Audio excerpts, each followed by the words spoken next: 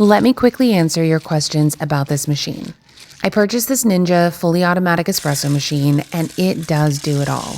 It is entirely automated, meaning it grinds the whole beans, tamps them, and then brews your drink all on its own. From pressing the button, it only takes about 2 minutes to get a finished coffee.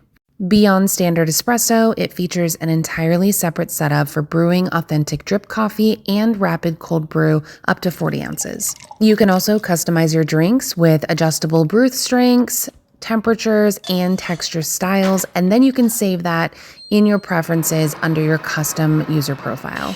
Just a heads up, the machine does also run an automatic rinse cycle when powering on and off, just to keep things clean.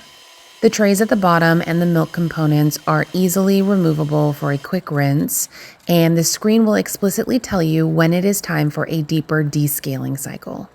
It features multiple one-touch presets for both hot and iced drinks, though I did notice a personal preference quirk when making an iced latte. The machine prompts you to add ice to the cup first, so the espresso brews directly over it, but because that can melt the ice and water down your drink, I chose to add ice afterwards.